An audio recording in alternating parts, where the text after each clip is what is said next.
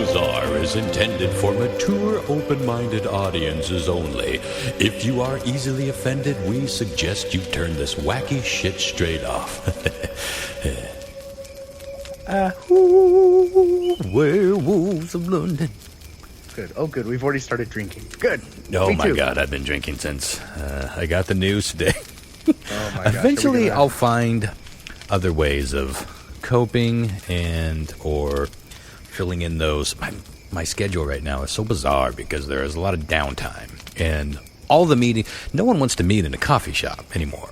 And certainly no one wants to meet over email. That's bullshit. Everyone wants to meet in a bar. And it's just, well, while I'm here, I may as well just have 3 or 4. But, when you drink when times are good, and you drink when times are bad, and you drink when times are dull. Drink when times are times. Pretty soon you're just drinking when they're, if there's time involved. But, I wouldn't say that I have a problem, but I just don't feel good, I'm like, yeah. It's like I'm always sluggish, and I switch to these mixed drinks like I'm drinking, the sugar-free shit. You'll feel better. Well, and look manly to boot. Funny you should. We'll talk about that in a minute. Funny you should say that because you left a few of your. Now describe while I get the other guys on board here. Describe what you are talking about. What kind of drink? So it's basically, the most popular one right now is the White Claw. White Claw, it's the seltzer, the spiked seltzers of drinks. Low calorie, a little bubbly. That guy's the spiked seltzer grown of drinks. Ease, basically. Yeah. About 5%, nothing crazy. It reminds me of the days of Zima. It's a fucking glorified Zima for sure. Yeah. But I like them, man. I'm on a no. Oh. Yes. Oh, it's back. Let's go. Still works? Okay. I'm on a no sugar kick, so I've been on it for like 3 months now, and these are low to no sugar, so they're great, But yeah. No sugar. Well, how does that work? Because alcohol is sugar, or at least it becomes sugar in your body. So, the low sugar. There's no sugar added on top of it. Yeah, no sugar on top of it. I'm allowed to have like a certain amount, like 20 carbs a day is what I try to keep it under. That's a good amount of whiskey. Yeah, that's a good amount of whiskey. Everything else. So you've been changed. You're now a whiskey drinker. Fuck no. No, he's drinking White Claw. Yeah, man. Tonight, before we get going to spooky stories around the campfire, I think we might have tales of masculinity on display, or lack thereof. We'll see how things go. But, White Claw. I'll remember that when I need it later. Trust me, Will needs it. Anyway, go ahead. A lot of gamers are drinking that. A lot of people are making fun of them. Well, it's become like a meme, but I didn't know what it was. There's a meme, but there's also a jingle. There's a joke with it, and I can't remember what it is, but something blah, blah, blah, when you got the da-da-da. It's, I don't know. It's a meme. If there's a tiny dick in your paw, you may be jacking off while drinking White Claw. There we go. That's my jingle. Fucking genius. Not bad, huh? Yeah, you got that. But a lot of people have been stealing that. I'm stealing that, and I'm pitching it to White Claw. A lot of people have been requesting White Claw at Radar Station, and I'm aware that it's a thing. I never really knew what it was. And every time I said, I have no idea what that shit is, but everyone's making fun of it, so why should I get it? I get it. I mean, it's almost like... What is it? Is it like a... It's alcoholic seltzer, yeah? It's like, think of a LaCroix. You ever had a LaCroix before? With a little malt liquor in it or whatever the fuck it's like a bubbly, it's like drinking a Sprite with flavor. Really? But less sugary. It's like less sweet. What kind of booze is in it? That's good. I don't know. It's just booze. It's got to be malt liquor. Yeah, when you don't know what's in it, it's Let me look at what I've got right in front of me. Hold on. Gluten-free, no sugar added, 4.5%. This isn't a White Claw. This is a Bon and Vive, but it's very similar. You look down on White Clawers. Malted rice. On that fancy Bon and Vive hill. Yeah. I ain't no pussy. Well, I'd assume like a White Claw was something like maybe kind of like a White Russian or something, almost like a sports energy drink, but like with a little bit of a kick, Yeah. I just assumed. I never had one, so. Yeah. Well, I feel like we all have some story time to share, lordy. So I sent you guys a little video, and Ron, if you wouldn't mind queuing that up, I'd like to. It's only the first 20 seconds of it that matter. Yeah. But pull that thing up, and I'm going to share what's happening before you hit play. Okay. So I happen to have to work on Saturday. I work till 11 o'clock at night, and my favorite stomping ground, the Barcade in Bremerton here, was having their Halloween party that night. So I was like, on the way home, I'm going to swing by this bar, have a nightcap with my buddies, see all the costumes that are still there. I show up. Sorry, I'm smoking a joint right now to make sure the story gets out accurately. I go to my favorite stomping ground, the Barcade here in Bremerton. It's called Another Castle. Everyone's already sloshed. Saturday and Friday nights are really strange there because all the Bremerton's a Navy town, so all the sailors come out. There's just total douchebags prowling for pussy at the total wrong bar to be doing that. So, anyways, at one point, my buddy who opened the bars, they're having fun with this night, and he comes up to me and he grabs me by the shoulder and he goes, "I need you. We got a problem." And I'm ripped off the pinball machine I'm playing, and he takes me over to where you see me in that video, the Pac-Man table. The video in question is taken right from the security cameras. So what happened was this guy got really drunk, went to go use the bathroom. It was locked. Somebody was in there. So he turns to the door to the right, which is a storage room for all their liquor and stuff, locked door. And he just kicks it in. Just straight up. It's all on video. He kicks it in, walks in, closes the door behind him like he's going to take a piss in some dark room, basically. One of our regulars happens to see this and runs over and grabs the manager. Be like, "Dude, somebody just kicked your fucking storage room door open." So they go back there to get him. He kind of bolts out of there into the crowd and settles up next to this arcade cabinet. And that's when the video starts. He's next to this arcade cabinet. And the bartender goes over to tell him to get the fuck out. And the bartender's a tiny guy. He's like 5'4", 5'5", small guy, really respectable dude. But this guy he's talking with is like 6'1" and beefy. Yeah. And so, okay, so cue up that video. Okay, got it. Go ahead and hit play. I'm gonna watch it with you so I can. Okay. It's not working. So I see I'm conferring with. Is this the owner in the pink shirt? Yep. And so he points and we walk over there. You see me kind of eyeballing the sitch, and then dude.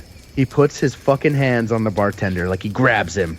Yeah. I grabbed this guy, and I didn't. It was power I didn't know I had, and I fucking flung him across the bar floor. Yeah, and he almost fell into the door. Yeah, he probably flew 5 feet, 6 feet at least. Yeah, it was awesome. And then I was like, and then one more shove. You gave him another shove out the door. I was like, and then get the fuck out of here, man. At that point, there were a few people ushering him out the door. Yeah, that's pretty much the gist of my story. But man, I look rad in that video. Yeah, you do look great because he goes a flying. Yeah, he goes a flying. And he goes out, he starts tussling with someone in the beer garden who takes the fight to the street. We pulled the guy. It was a friend of ours. I was like, "This ain't worth it, man. Let this guy get out of here." And they ended up calling the cops. They had to come fucking be a part of it and stuff. It was crazy. Anyways, one of the few times in my life I'm like, man, I feel like a fucking badass. And it was captured in high def. Like, how often does that Semi-high def. Yeah, it looks good. You can see the whole thing.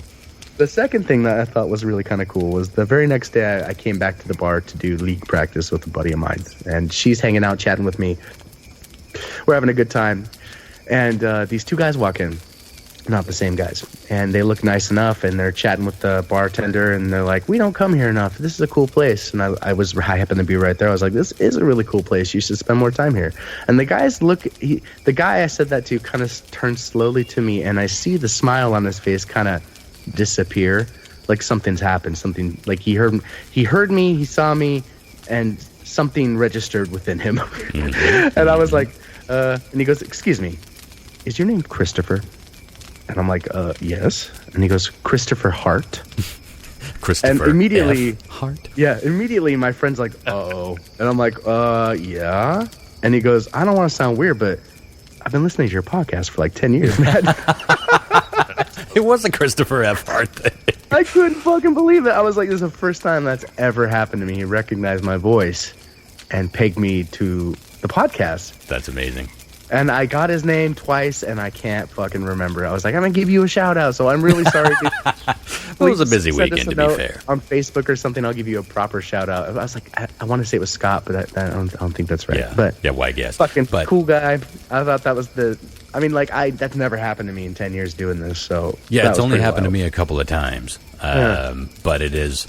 it's a surreal experience for both people involved. Yeah. To recognize a voice. And, voices always sound a little different in person, but you're like, what the fuck? But yeah, there's no way after the previous night that you weren't thinking, here we go again. It's like, look, motherfucker, I know how to make people fly 6 feet across the room, so I don't want to bounce another motherfucker. What's going on here? Snapping your fucking knuckles. It's funny because I was wondering, I wonder if he listens to the new one and stuff, and I could hear him explaining to his buddy. He's like, yeah, it was a really great podcast called Tales from the Space Pod. Now it's called How Bizarre, blah, blah, blah. I'm like, holy crap, nice. He is a fan. Yeah, I think, cool. Judging from the numbers, the very first episode, it's like it was a lateral move from our last episode of Space Pod to the first episode of How Bizarre. It's growing now, but I feel like, the bulk of our listeners did follow us over. Word. I'm glad you shared your tale of masculine heroicism. I was like, hey, let me put my White Claw down and throw this guy across the bar real fast. Oh, shit. And it was captured on film. Something I'm thankful for, although the way my life goes, this thing probably did get captured on film. As promised. Oh, yeah, I forgot about this. The last episode, I mentioned that I would be telling my own tale of dealing with wayward hooligans, shall we say. So that's this one won't be as fun to tell. But so July 4th, we had an open mic, as we do. It must have been a Thursday night, I'm guessing. Or we did it on Wednesday, whatever. It was an open mic night, and it was a very small crowd because it was the 4th of July. People were out lighting fireworks or avoiding drinking and driving or just out at the park, whatever.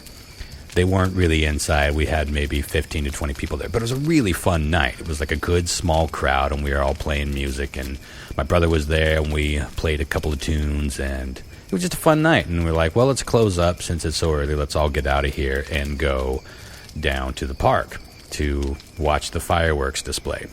We did that, and we got down there, and then we realized that we're still probably about 40 minutes away from the fireworks. So I'm like, I really wish I would have grabbed my pipe back at the bar. So we're like, it's only, a 6-minute walk back up to Radar Station. So, and it's just Sarah and I, and so we walked back up to Radar Station. Now, as we're walking toward the door, I see a guy that I would say is somewhere between 19, maybe 22, older teenager or young adult, and probably a younger guy that was like 17 or 18. They're walking toward us, didn't think much of it. Then the younger one, inexplicably, just jumped up onto the window of Radar Station and kind of kicked it. And then got back down on... on the sill? Just kicked the glass. I mean, not trying... It didn't seem like he was trying to kick it out. He was just being a dipshit and... That imaginary skateboarders on. Yeah, just it was like that kind of move. Sure. And then I was like, whatever the fuck that was. And then he kept on walking, and they got closer. We still weren't at Radar Station. We were, half a block away. Then as they got closer, he went and kicked over a planter that was in front of the Mexican radio station that's right next to Radar Station. Wow. Sounds like a cool guy. And he's just kicking shit over, and I'm like, what the... And at this point, I've seen two things, and I'm just looking at him and I've been drinking, and not that I wouldn't have mouthed off to him anyway, but I was definitely going to mouth off to him after, 6 hours of the devil's business. And so I said something like, "What is that? Is that your punk rock move? Is that your signature punk rock move?" And they both turn around and look at me like, "What the fuck are you talking about, old man?" And the kid that knocked it over was just seemed embarrassed and kind of kept on it going. And then the other guy, who was a little taller than me, kind of got in my face a bit and was like, "What the fuck do you care?" I don't remember exactly what was exchanged. It was but it was basically something like Old Man Evans telling the kids to respect their elders and not knock shit over when, I understand what it takes to run a business, and everything costs money. Everything takes work. You put out little things to make your storefront look nice, and some little dipshit walks by and just... for no reason, kicks it over. And, I may have been that kid to some degree at one point. Sure. Certainly was at some point. But that doesn't mean I have to tolerate it. anyway, I just mouthed off a little bit to him, and then we had an exchange of words, and they seemed like whatever, just headed on down the road. And they kept mouthing off, and then I turned around and mouthed off something that I'm not proud of saying, something that comes out every now and again. I think I know what this might be. Because it's a word that's ingrained into, I got my middle initial, isn't it? 12-year-old Ronnie. It's just trying to attack him verbally, and that's the word that came out. I never use that word, and I never have used that word as a homophobic slur. I'm not excusing my use of it then, and I was embarrassed that it came out in anger like that. But again, it's like ingrained. It's just a word we all fucking use when we were kids, and it still feels right sometimes to say it in anger. At that point, they were on their way down the street, and had I not said that, it probably would have just stopped at that. But as Sarah said, them's fighting words, and so the taller guy came back and got right up in my face. He's like, "What the fuck did you say to me?" And I was just about to say, I shouldn't have used that word, but you shouldn't be little douchebag fucks. And he grabbed me. He was really like right up in my face, and I just stood my ground. I've been in that situation before. I know how this goes. Either we're gonna get all steamy up in each other's faces, or we're gonna start throwing punches, whatever. And I was just waiting for it. But he grabbed me. He grabbed my shirt and sort of kneed me in the balls, but not really kneeing me in the balls. It's almost like he put his knee against my groin as to allow him a better position to throw me down on the ground via my clothes. Like he grabbed my clothes and just like threw me down the ground.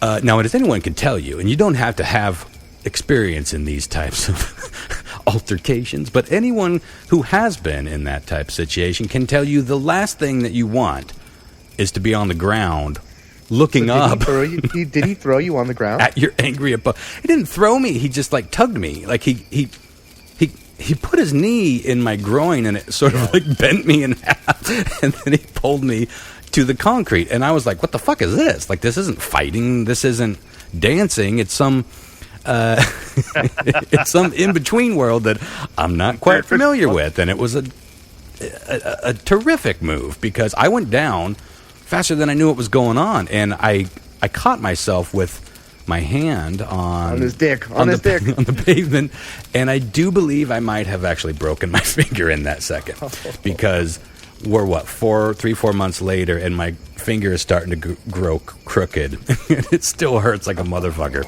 I don't have health insurance at the moment, so I don't know what's going on in there. And then it bled profusely, my finger, like out the fingernail, not under it, like you get it pulled. Anyway, so I'm down on the ground, and this dude gets in, it was like over me, and I'm like, here we go.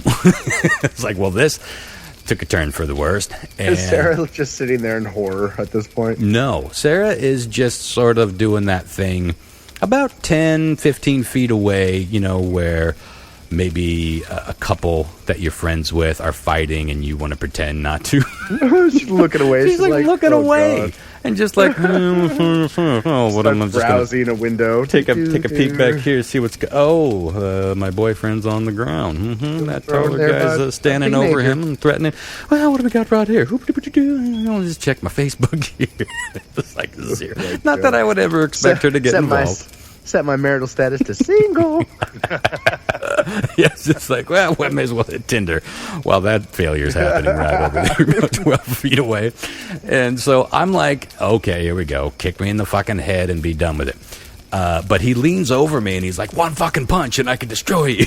And then I'm like, I start laughing because, like, well, first of all, what is this? What are we doing? Like, this isn't fighting. I'm not familiar with Tugsy, Throwsy, Taunsy.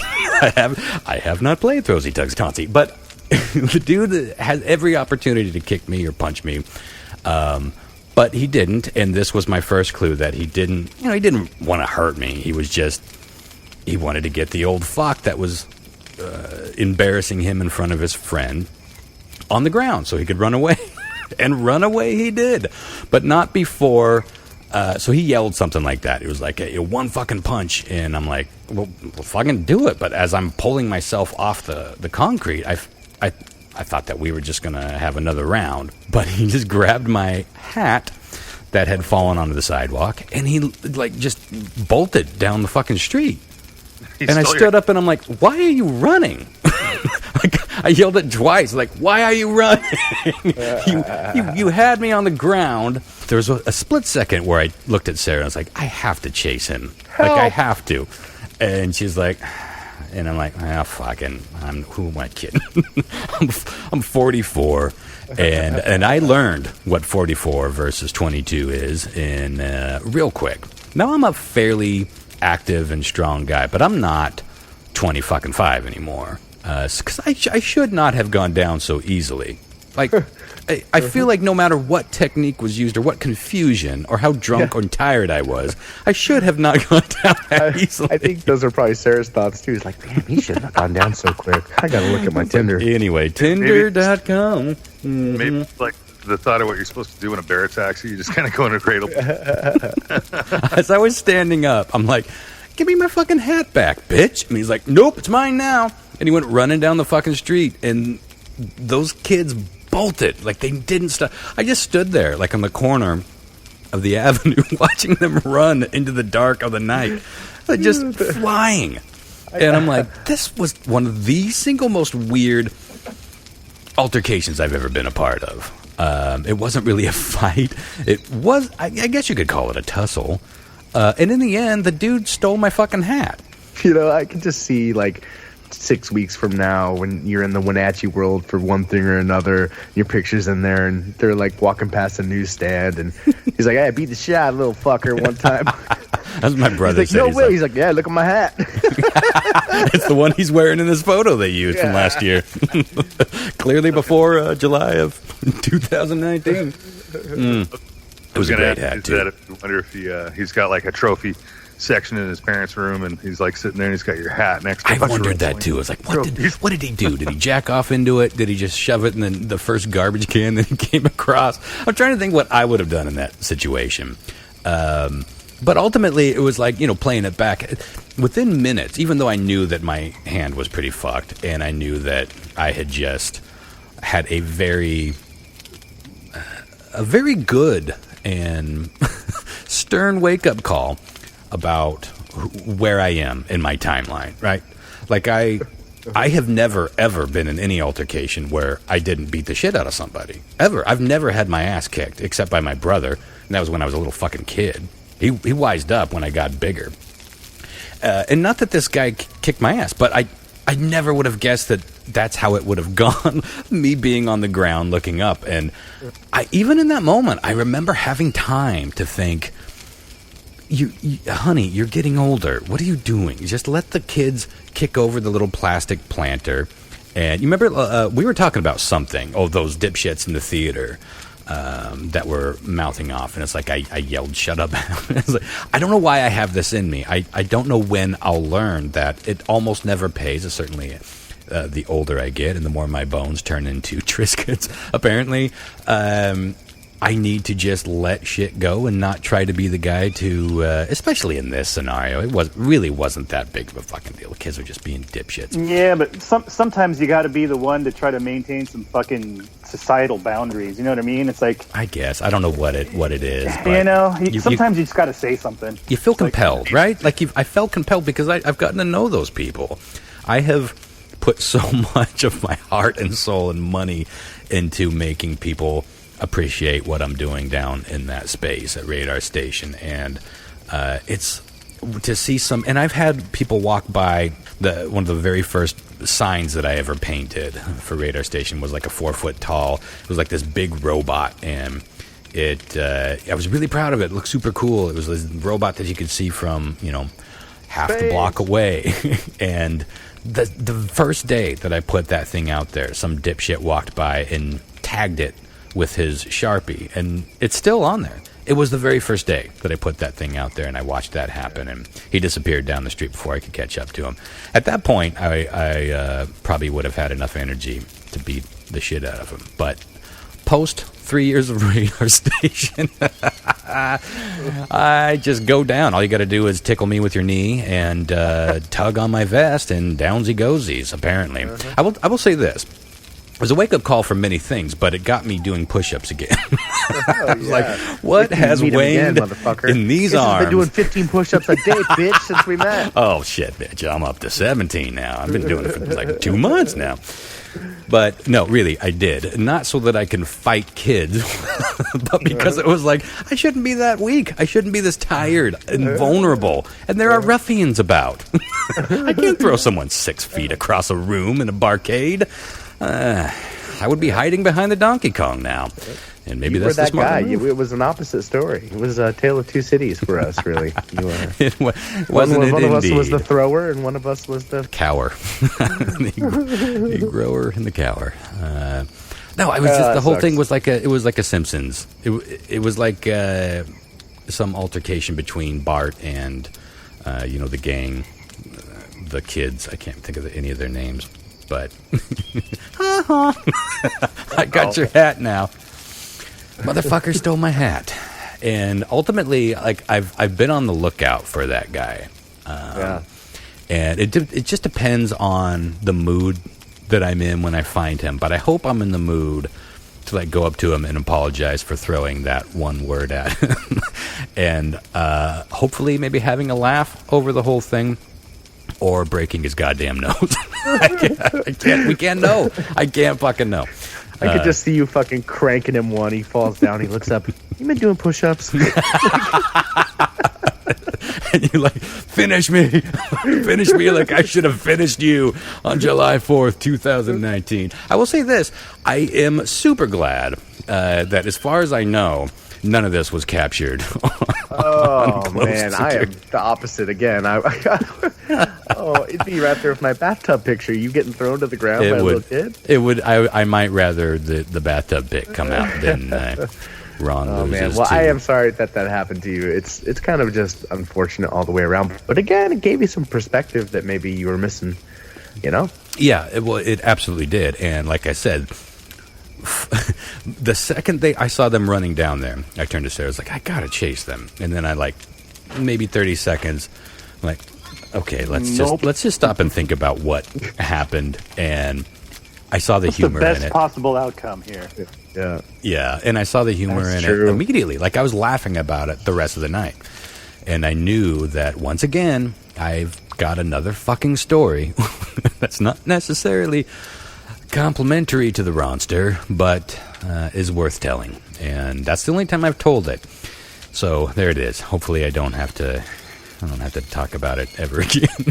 There have been way, way worse situations that I've been in, but this one was just poignant. I enjoyed that. I enjoyed that story quite a bit, buddy.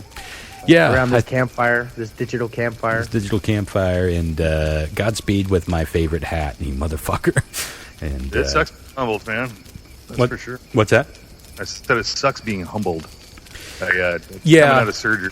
Trying Yeah. to go back to I know it quite well. It was super, super humbling, and for it to happen in front of your girl. Not that I'm that kind of guy. I don't give a shit. I'd like if anyone saw that happen and then they left me or they thought less of me, I've made a mistake in who I'm seeing. And Sarah's not that person. We were laughing about it. We've laughed about it a lot. But like I said, I didn't expect her to do anything, and yet it was weird. I feel like maybe Defend she my shouldn't honor. have just pretended nothing was happening.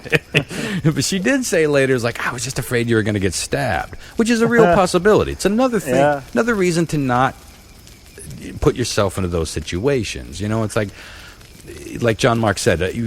So I'm really usually pretty good at weighing the pros and cons of any situation. Like, what's the best and worst that could happen in this situation? What was the best? I wasn't going to punch that dude. And have you ever punched somebody? Like, you really can fuck your hand up punching somebody. I like punching people, but I've fucked my hand up.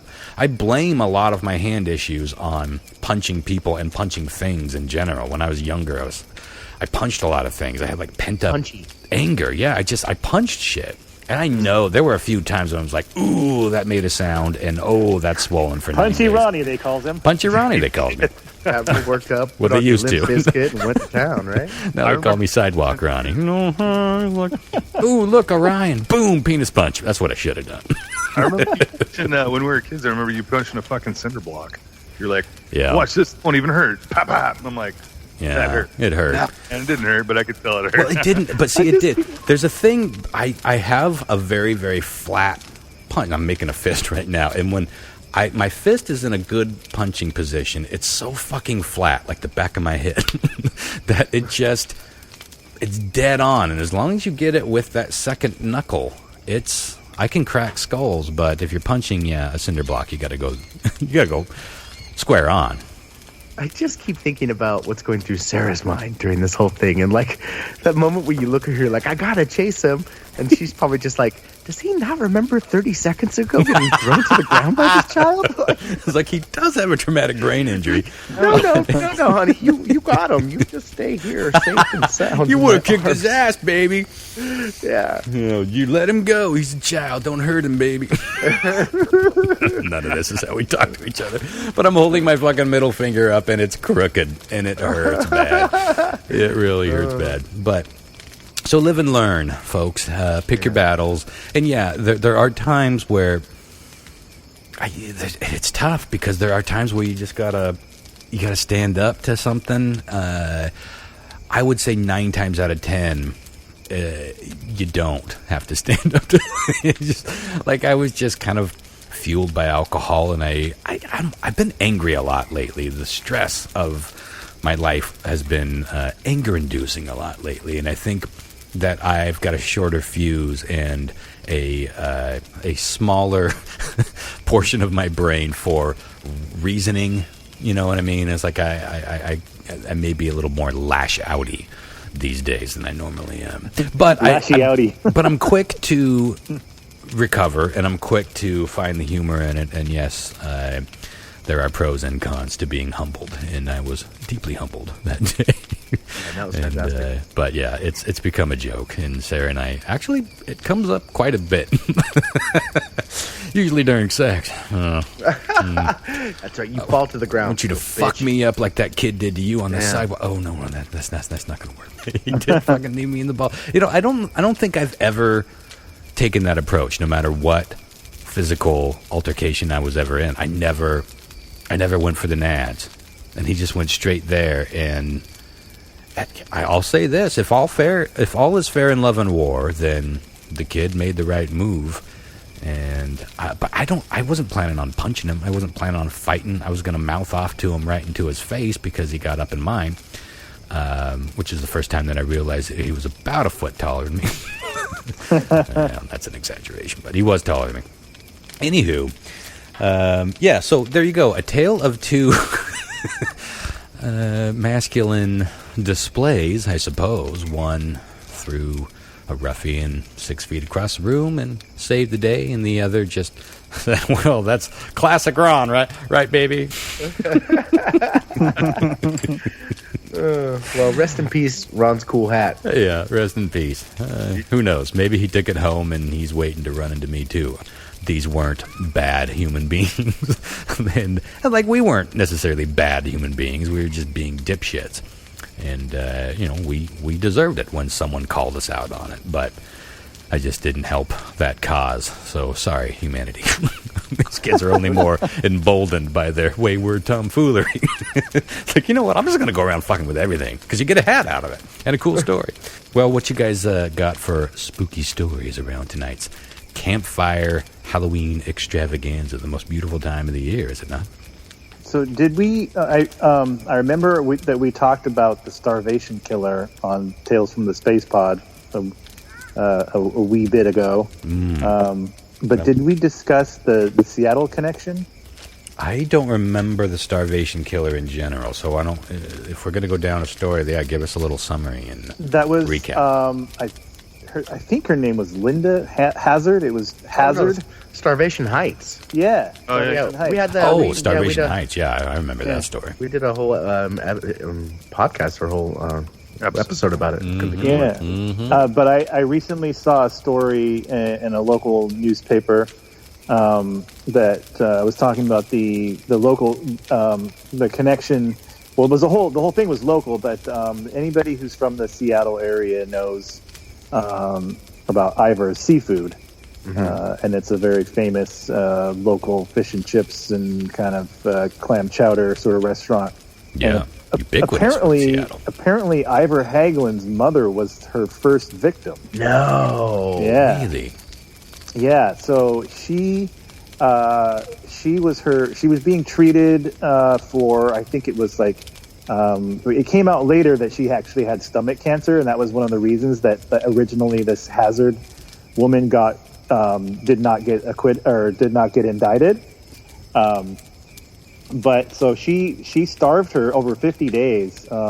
She starved her to death, basically. It was like, and so she ended up dying, and Ivor was only 3 when this happened. Oh my God. Yeah, and then Wow. over the course of like 4 more years, she had a whole bunch of other victims, but that, all of them, and that was what we talked about. Like they all like felt like they were willing participants in this, because she was like pretending to be like a doctor that knew what she was doing, saying, "Oh, if you just drink this water and sip this whatever, that's all you need because your body," you know what I mean? She was like tricking people into killing themselves, basically. And Ivor Hagelin's father actually testified on her behalf. No. The doctor. Yeah. On the doctor's behalf. Yeah. I would have starved her too. Yeah, she like hornswoggled him into kind of like being on her side, and he was like, "Oh yeah, she was just trying to do her best for my wife." And And they were God. Fortunately, the jury didn't buy it, and they ended up convicting her. And that whole thing happened when Ivor was 7, so he clearly should have some memories that something weird was going on around his mother his mother dying. And so what the story kind of went on to kind of like say, well, there's no way to tell that, like, maybe is it a possibility that he went on to like feed so many people for the rest of his life in sort of retaliation for his mother being starved to death, like kind of deal. I didn't think about it like that. It's cool. Yeah, so kind of weird, huh? I'd be turning my pain into tasty fish and chips. Oh my God. Is Ivors only a Washington State thing, or is that? I'm pretty sure it's only Washington. Maybe it's in Oregon too, but yeah, I didn't think it's pretty much only local. Well, wasn't Starvation Heights in Washington? Yeah, Olalla, not far from, it's like 20 minutes from me. Yeah. But we never really recapped that story. Does anyone remember just enough of the broad strokes? It was to get people up to speed. The early 1920s or something. I can't remember the exact year, but a lady said she. Well, she I think said it was the 30s. I think it was 30s. Could be the 20s actually, because when Hazard died, it was 1938, and that was the same year that Ivor opened his first little restaurant thing. Kind of spooky coincidence there too. Yeah. Well, the broad strokes were she started a sanatorium. Is that what they call those? Yeah, and she would be 1911 difference is when I was. Okay. She started taking in rich clients, and she claimed the way that she could heal them of all their ailments, basically, or various ailments, was to fast. And she ended up just starving a shitload of people to death. And she would, while they were delirious, get them to sign away their belongings to her on their deathbed and stuff. A couple, anyways, yeah, I'm going to get too deep down that rabbit hole, but she died of starvation, ironically, doing one of her own treatments. She was on trial for the deaths of people, and I think I can't remember if she spent some time in jail or if her sentence was light or what, but it's a huge story here in Washington. It's called Starvation Heights. You can look it up. Really, really fascinating story. Yeah, and you can go back, and if you're a $1 fucker or more on our Patreon page, that's patreon.com/Tales from the Space Pod. You can go back all the way to, I don't remember when that was, but there are 350 episodes to choose from, but maybe I'll dig that out and re-upload it for our current Patreon supporters, and they can check out the details. That was a tough story to get through. That was one that you brought, Chris. Well, yeah, I remember one of the scariest stories I heard growing up, because there's a lot of lore that's passed down, because it was literally in my backyard, was there's a local town, Olalla, it's called Olalla, and the people that were being held up there would just wander into town begging for food, and they were like skeletons. They wasn't feeding them. Fucking grim. Anyways, yeah. Fucking grim. Well, doctors still say that for to do certain surgeries and stuff. You want to be super skinny like that. They told me that for if I ever wanted to have a kidney transplant. Huh. Yeah, that'd be like round 1 of 400 in this doctor's cycle. Oh. Fast forever. What else you guys got? I came across a story that was pretty cool, I thought, and it's not really so much of a story than it is a theory. There's a scientists that are actually growing these clumps of brain cells out of a Petri dish. And the whole thing about it is if they should do it or not, because as it grows and you know, like any kind of thing, you can grow anything nowadays. I mean, with stem cells and stuff like that, humans are they're growing ears and stuff off people's, you know, bodies that they could use and reattach, and like same with organs. But the theory about brains is these little miniature brains might have consciousness even outside its shell. So it's Twilight Zone shit right there. Is, and if I mean, seriously, wrap your brain around that. It's kind of like the Metallica wrap it one. around your brain. It's like you can't hear, you can't see, you can't smell, but you're alive. You know? Yeah. What is that? That's one. Yeah, Metallica one. Yeah. Yeah. That song tormented me. Not necessarily the song, but the video. Like I didn't really get what the song was about. I don't think until. Really got it until I saw that video that was used from clips from Johnny Got His Gun, which is about World War I or World War II vet that steps on a landmine, loses sight, hearing, speech, arms and legs, and he's basically just a bandaged torso in a hospital bed to live out the rest of his days. And in the movie, and I think it's based on a book, is basically just the tortured thoughts of the man inside while life tried to continue around him. Pretty fucking haunting. Yeah. It would be the same kind of sense as that. I mean, if you're biologically growing these brains, these little miniature brains, you know, what's to say they don't have feelings or they don't have a sense of being, you know what I mean? Well, they might have a sense of something, but they have nothing. They have nothing there to like form any sort of like.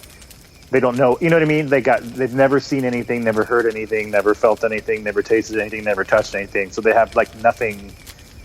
You know what I'm trying to say? It'd be like a fungus or something.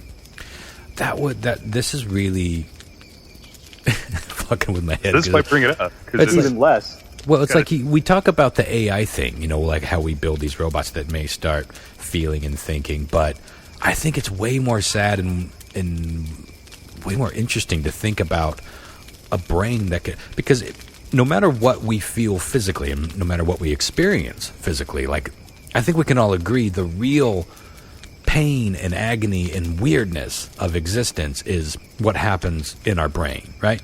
Like it's thought and dreams and goals and hopes and love and disappointment and regret and being on the sidewalk while some 19-year-old dickhead looks down at you and steals your hat. You know, that's where the real miseries of life happen. So imagine this thing trying to figure out what it is. That is such an interesting fucking thought.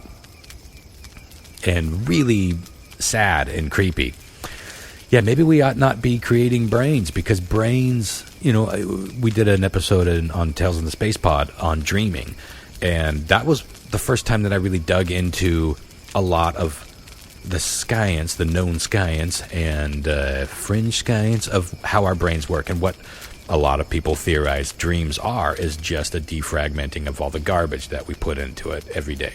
And I like that. I'm a practical kind of guy. I think that makes sense. I think it also explains why our dreams are so scattered and random, even though sometimes it's like, whoa, that was a heavy, poignant story, beginning, middle, and end. There's a cohesiveness to some dreams, but it's still like random. Like I was in, my house where I grew up as a kid, but it wasn't quite my house. You know, instead of the river in the backyard, it was a skyscraper. Instead of the living room wasn't right. It was like it was a bathroom at McDonald's or whatever. Our brain is just kind of putting all this shit together. That's when we're sleeping. There is no such thing as a dormant brain. Like they're always working. So why wouldn't that be true with something that we create in a petri dish? Why wouldn't it just find its own dreams and its own rationale? Fucking torment. That's going to keep me up tonight.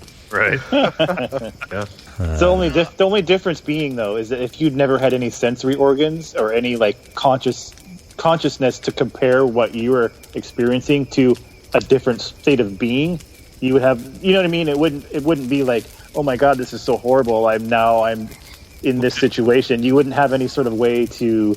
John Mark. Yeah. I get what you're saying. Is like you don't have any you don't have any forms of senses, or you wouldn't be able to conceptualize anything because you wouldn't know it existed. For sure. Well, so it'd be a totally different, like, yeah. it would be different because it doesn't have eyes to see. It doesn't have ears to hear, or any experiences at all other than whatever it is doing on a cellular level. Exactly, but like with us as humans, I mean, we lose a sight. You know, our ears become a little bit more intuitive. They could hear more things.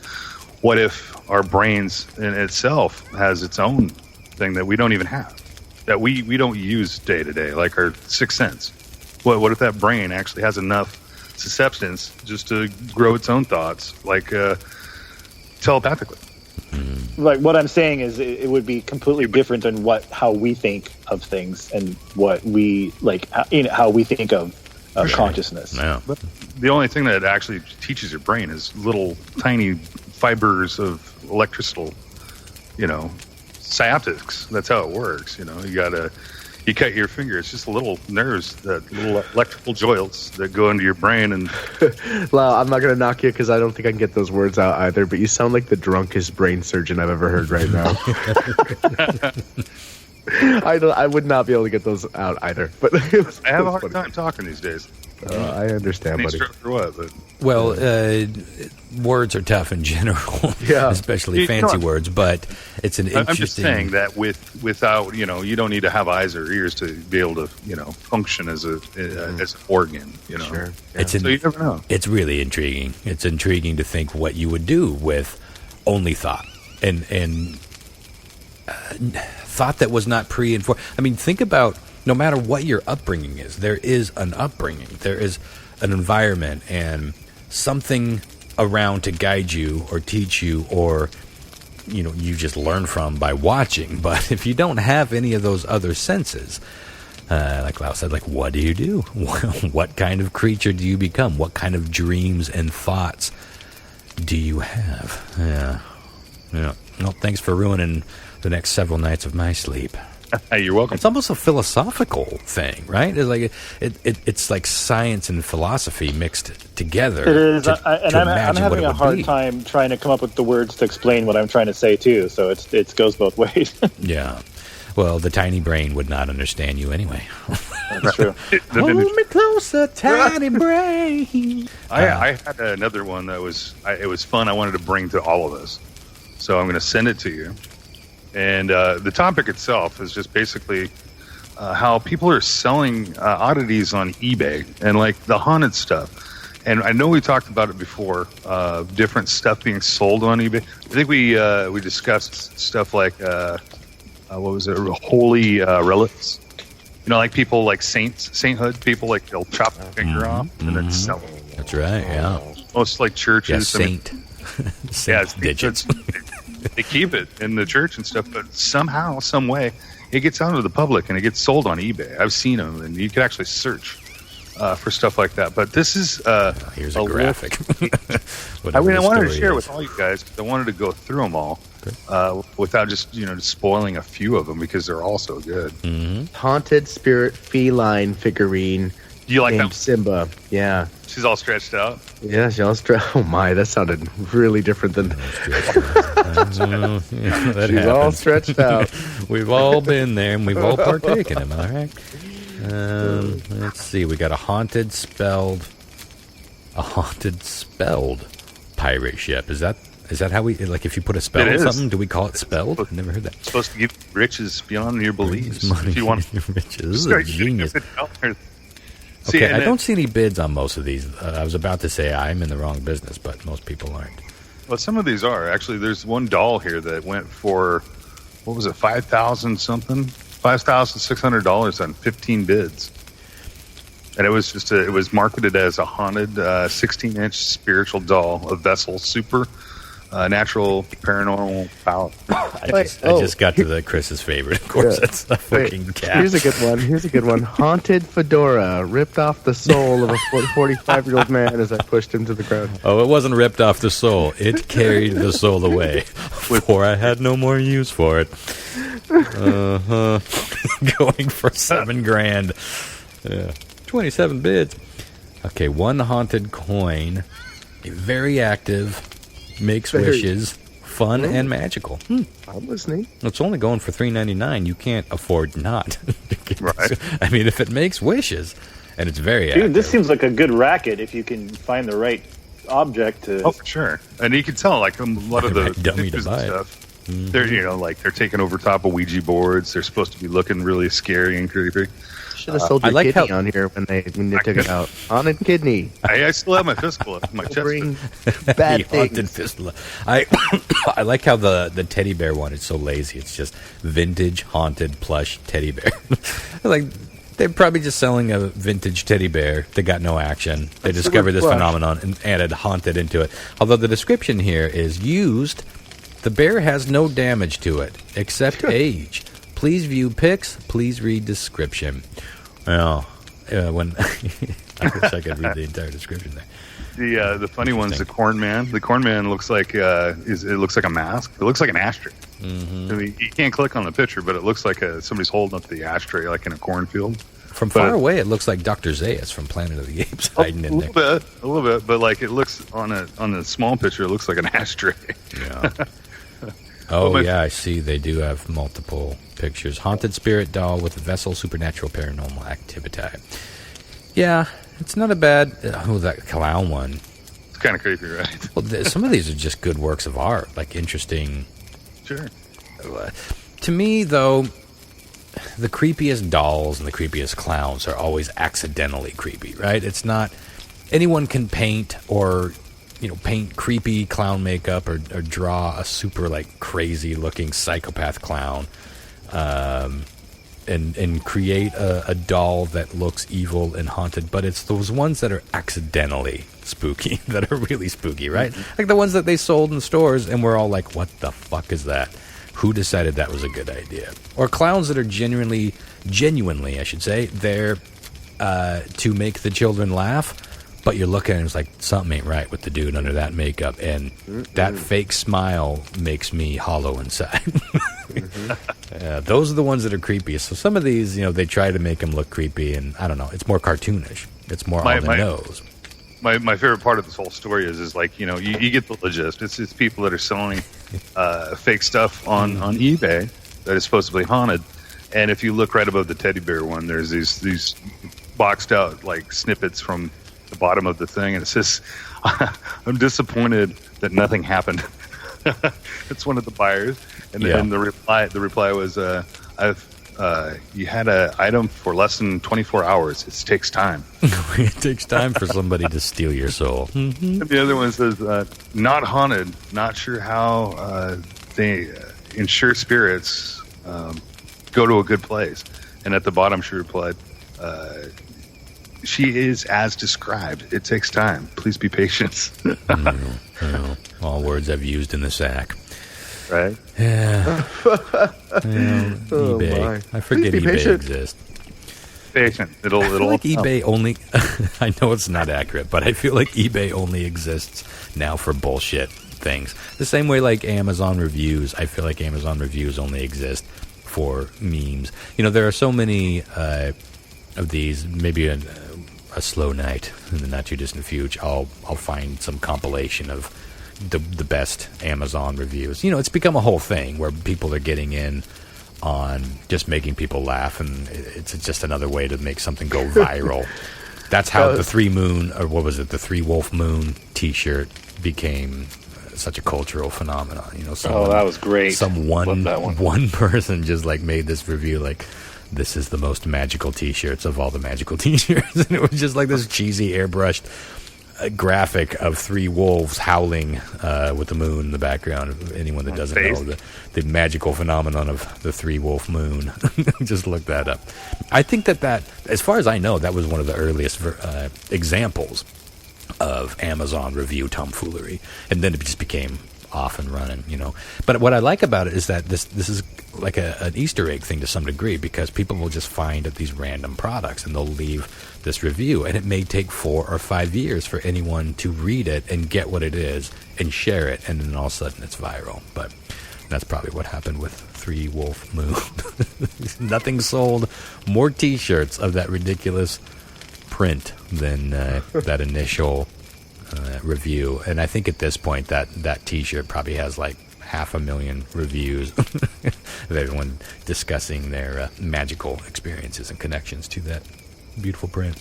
Well, I'd like to get on to a couple of grave robbing stories, celebrity grave robbing, or at least famous grave robbers, grave robberies of yore. And one of these I knew about. A couple of them I hadn't heard of at all, including the Charlie Chaplin grave robbery. In 1978, the legendary silent film icon Charlie Chaplin died. He lived to be 88. For some reason I thought he died younger, but soon after he was buried in a scenic hilltop cemetery in Switzerland, and 2 months after that, his grave had been dug up and Chaplin's body was stolen. Holy shit, his whole body? Yeah, straight his up? entire body was stolen. And a few days later, the grave was discovered. Like, they discovered the empty grave before anyone knew what was going on. And Chaplin's widow, Una Chaplin, got a phone call from the grave robbers, and they were demanding a ransom if she wanted to get his body back. Can you imagine that scenario? Like, you're just maybe getting over the heavy parts of mourning a few months later, and getting back to some sort of normalcy, and then you had to deal with this. That would be fucking surreal. But Una essentially told him to fuck off. She's like, look, he's dead. He's already dead. What are you going to do? You can't really hurt him. You can't hurt me. And she even said Charlie would have laughed this entire thing off as ridiculous and been pissed at her for giving them a dime. Yeah. Not to mention that, like, with any hostage or ransom situation, you're not Charlie's guaranteed. Like, bitch, they got my body.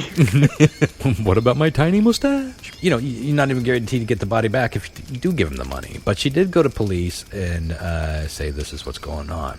So the cops took this very seriously, and they put taps on Una's phones. They set up stakeouts on every payphone in town, like hundreds of payphones. They put up taps on some they couldn't really monitor, and all the ones they could monitor, they monitored. Like, they had cops watching them, just waiting for something to correlate. And they alerted all of Chaplin's associates, and they just kind of waited.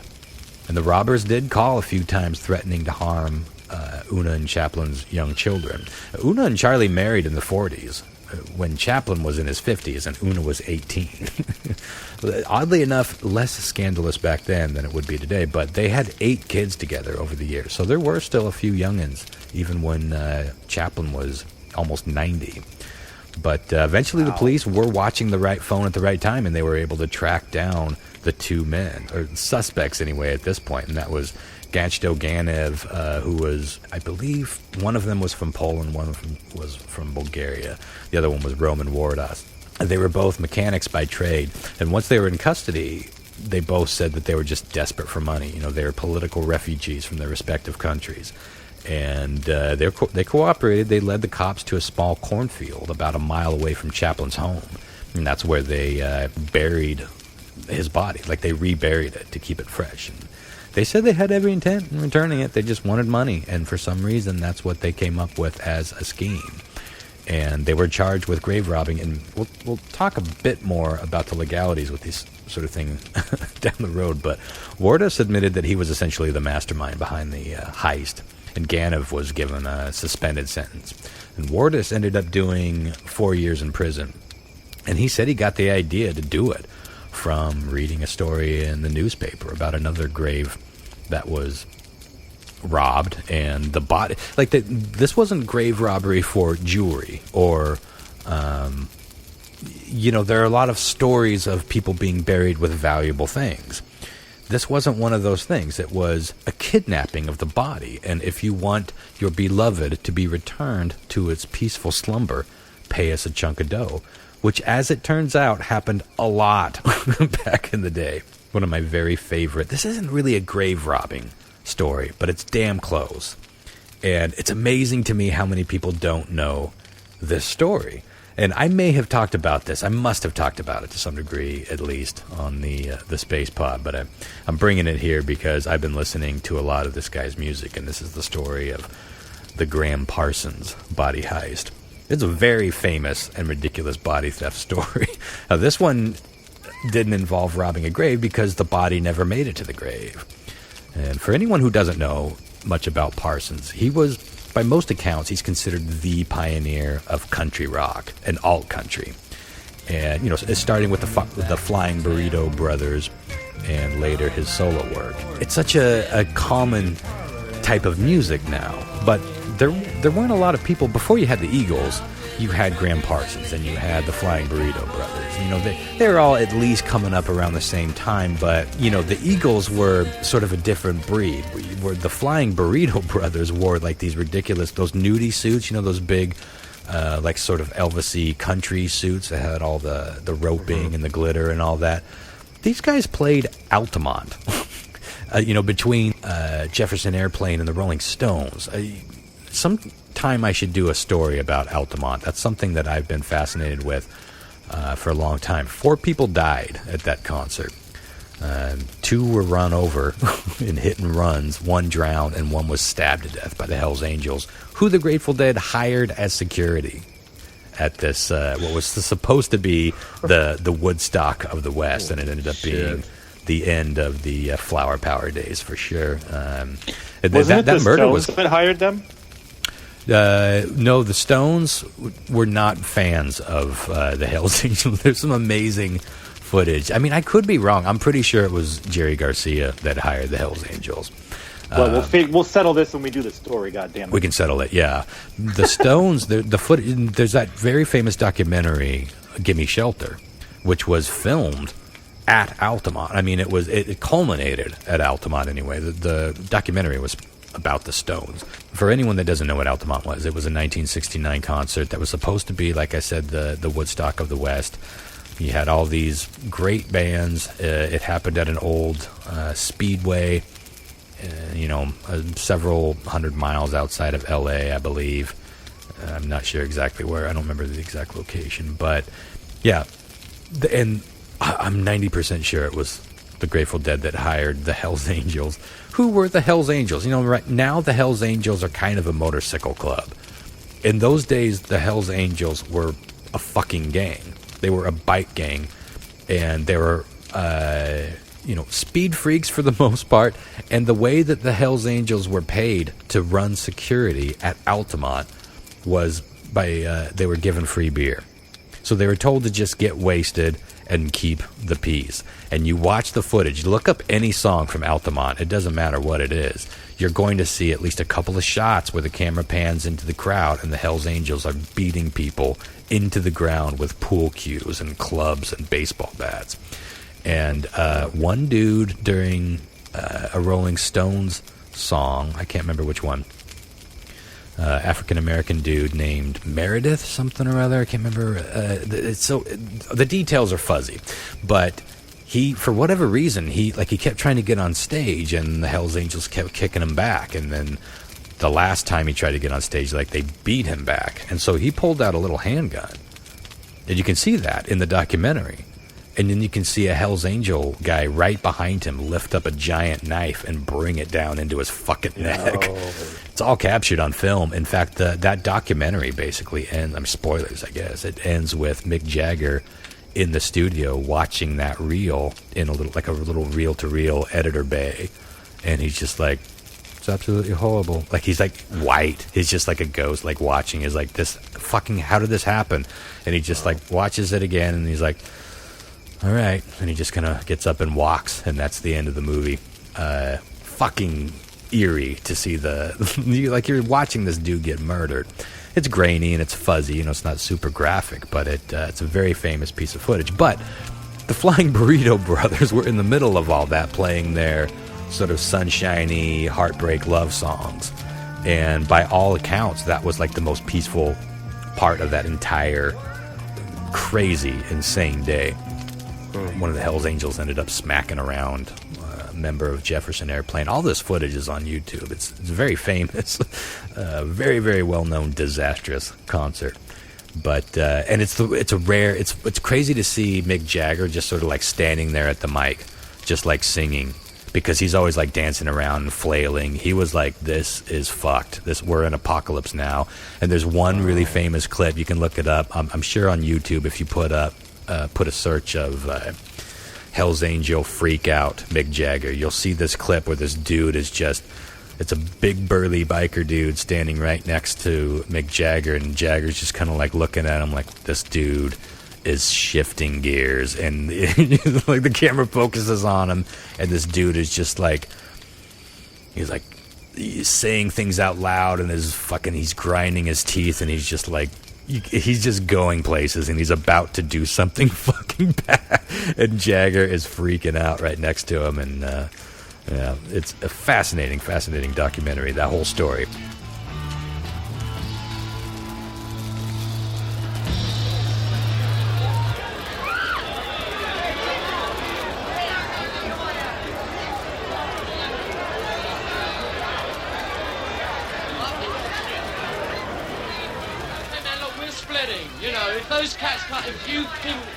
We're splitting, man, if those cats don't stop beating everybody up inside.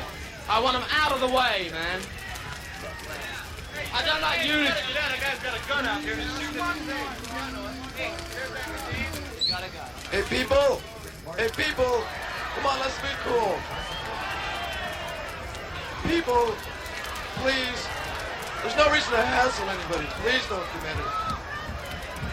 If you move back and sit down, we can continue, and we will continue. Anyway, I think by now, these days, most people know Graham Parsons as the dude that wrote Love Hurts. That was made more popular by Nazareth. You know, ooh, love hurts. That was originally a Graham Parsons tune. But anyway, Parsons was a hard-drinking and hard-drugging dude. And one of his best pals and favorite party pals was Keith Richards. In fact, Parsons covered... The Rolling Stones liked Parsons so much that they wrote Wild Horses like 2 years before they ever put out Sticky Fingers. And they hadn't really recorded Wild Horses. Maybe they had a demo version of it. And I think they played it for Parsons, and he loved it. And he was like, I want to cover that. So he released it, and it started to become a bit of a hit. But then the Stones took it back. They're like, oh, people love this song. Let's take it back and put it on our new album. But Richards oftentimes would say that Parsons would, drink and drug him under the table, which is a thought, right? When Keith Richards is like, I bow to your party prowess, you have done a thing. But at some point in the 60s, Parsons fell in love with the southwestern American desert, specifically the Joshua Tree National Park, and he would go out there and just eat a bunch of acid. And it's like one of these dudes that would come stumbling out of the desert talking about God and UFOs, and he was kind of the best. Actually, the stories, like Graham Parsons was fucking nuts, but he would live out there for a while. He loved it so much, and after scheduling like a long year of touring in 1973, he headed out to the Joshua Tree Inn for just a little bit of R&R. And on September 18th of that year, he was staying in room 8 at the Joshua Tree Inn, and he'd been partying with his pals that day, and he tried to get them to all, again, like, they were just like burnt out and mellow. They'd done enough, and so they wanted to take a couple days to recover. Parsons wasn't that guy. He didn't need or want a break. He was like, his response to that was, all right, I'll drink for all 6 of us then. And he proceeded to take, I think, 6 double tequila shots in a row and then headed off to his room. Now, on that way back to his room, he met a young, attractive woman who said that she had some morphine if he wanted to buy it. And so they disappeared into his room 8. And she injected him with a good dose, and he went out like a light and then started convulsing, and then it was very clear that something had gone wrong. And so the girl went to fetch Parsons' pals, and they tried to revive him. They tried forcing coffee down his throat. They gave him a cold shower. They even shoved ice up his ass. Apparently, this was kind of like a DIY intervention or revival attempt. I remember one of the things we read once was you blowing smoke up someone's ass was a revival thing doctors That's used right. to do. Remember It was that? a saying. We did a history of sayings. But for the record, you guys, I'm putting this on the record. If you ever find me unresponsive, I hereby give unconsent to an ice suppository. So blow the smoke up my ass all you want. I feel like that's a gentler stimulant. But if that's what it takes to bring me back, I'm already gone, son. And I'm already gone. Anyway, all these attempts were nothing doing. So they called the ambulance, and by the time the ambulance arrived to High Desert Memorial Hospital, the grievous angel Graham Parsons was dead from an overdose. They think it was morphine. They never really confirmed that, but they're pretty sure it was morphine or whatever it was. He was not prepared to handle it, in spite of his level of drug use. So, and you can still visit this inn, by the way, and even stay at room 8. And they've kind of made it into a shrine. You got to book it in, pretty far in advance because it's popular. It's like they've embraced the fact that Graham Parsons essentially died in room 8 of their little motor inn. Now here is where the story gets wacky, though. So one of Graham's pals, best pals, and road crew member Phil Kaufman claimed that Graham's wishes that he specifically spoke to Kaufman was that he would be cremated and his ashes would be scattered over Cap Rock in the Joshua Tree, which is his favorite rock formation. This is like a spiritual thing for him. When Parsons died, his stepfather Bob had already planned a private funeral in New Orleans, and he didn't allow anybody outside of the immediate family to attend.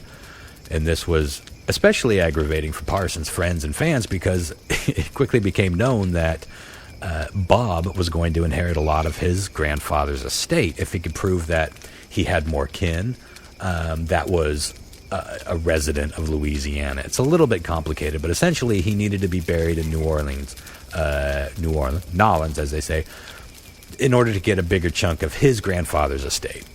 Money that I guess would have gone otherwise to Graham or some other Louisiana burdened soul. You know what I mean? Phil Kaufman, again, who was Graham's best friend, intended to see Parsons' wishes fulfilled. So the plan was hatched. While Parsons' body was en route to Louisiana, Kaufman and a friend snuck into LAX in a borrowed hearse. They just happened to know a girl that had a hearse, and they stole Graham Parsons' body. Now, I know this sounds made up, but it actually happened.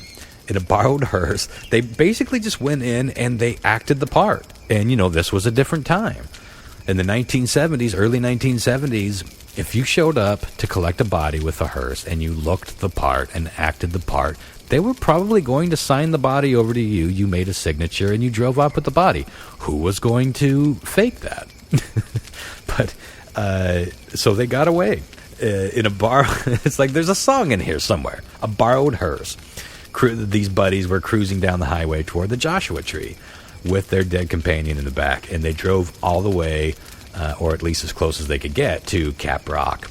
And they carried his coffin the rest of the way out of the hearse, and they set it down below the rock. They said a few words, and their plan was to create a sort of relaxed fire that would kind of take over by pouring 5 gallons of gasoline into the coffin. Oh, that's a nice relaxed fire, sure. Tossing in a lit match. Well, no one said these guys were trained in the art of cremation, but instead of gently setting the former country rock star ablaze, he basically exploded into flame. Oh, my God. And this, of course, stunned the would-be crematoriums. And they said that Kaufman described it as like it was a nuclear cloud lifting into the sky of his fucking ash.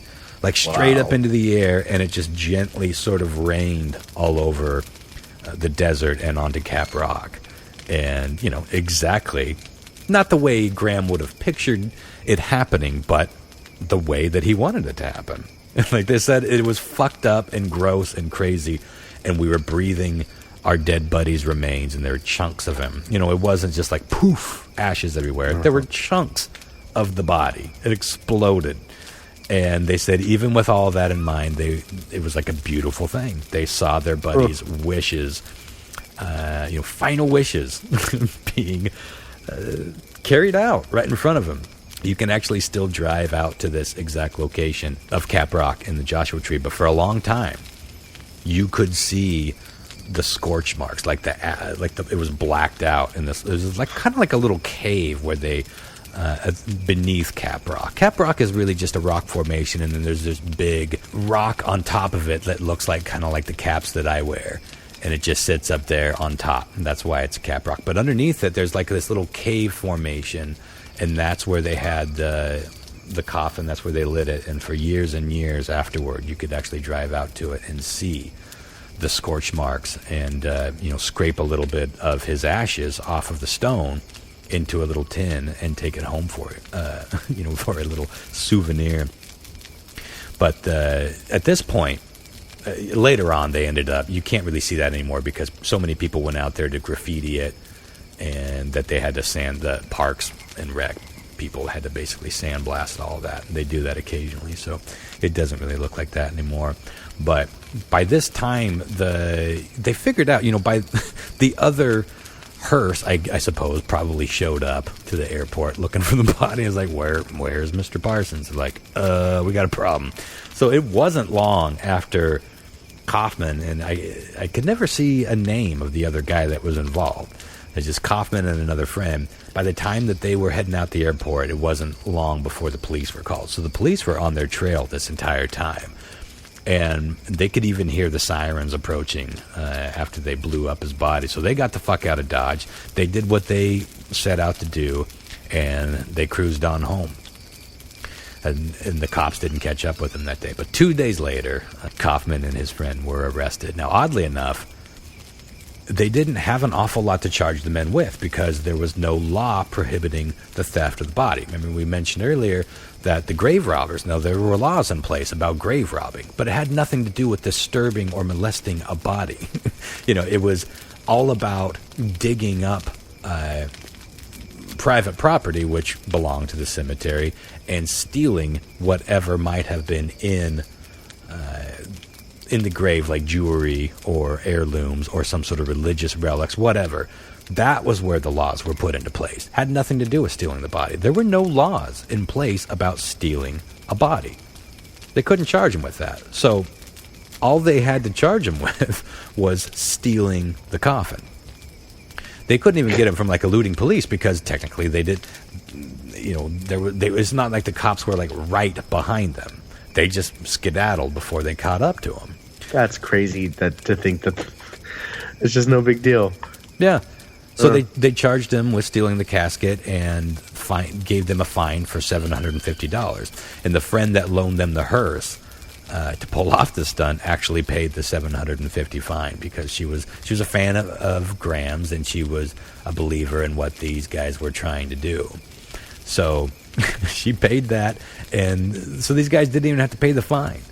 They didn't really do any jail time at all, I don't think. So they essentially got off scot-free for stealing their dead friend, setting him ablaze in a national park, and evading police. And that is a hell of a story. They actually made a movie based on this, and it's hard to say how truthful it was. I think it's kind of a romanticized or, a comedy. It's a fantasized version of the tale, starring Johnny Knoxville as Phil Kaufman. But it's called Grand Theft Parsons, and I remember watching it and thinking it was a fun film, little indie kooky film. But it'll give you the broad strokes of the story anyway. Them there are friends, right? No kidding. And basically, whatever remained of the remains, that all went back to Parsons' stepdad. So everyone kind of got what they wanted. He was able to bury him in Louisiana and get his fortune, and everyone just sort of moved on best they could, having lost their buddy or stepson and gotten away with it. But anywho, we're looking at the I had a couple more, but I think that's a good place. I mean, how are you going to top that one anyway, really? Yeah, no doubt. The world's most famous body heist, and it is sort of an interesting buddy buddy movie story. So, anywho, unless y'all got anything else, I say it's time to get on to what I assume is going to be a special round. It is weird trivia. I had such a good time with the random Halloween stuff. I decided to extend that out. We're going to do more, and obviously I think this episode might drop actually on Halloween. Back to front, weird trivia with Christopher F. Hahn. So I had to modify it since it's unusual. How many questions have we got? 10. 10. We'll go through 10, but they're all pretty short. They're fun. So there was a president that was actually stolen from the grave, wasn't he? Like he was either Abraham Lincoln or... They attempted to steal Abraham Lincoln's body, but they never really got away with it. And didn't they have to like bury him in like fucking concrete or something so nobody would?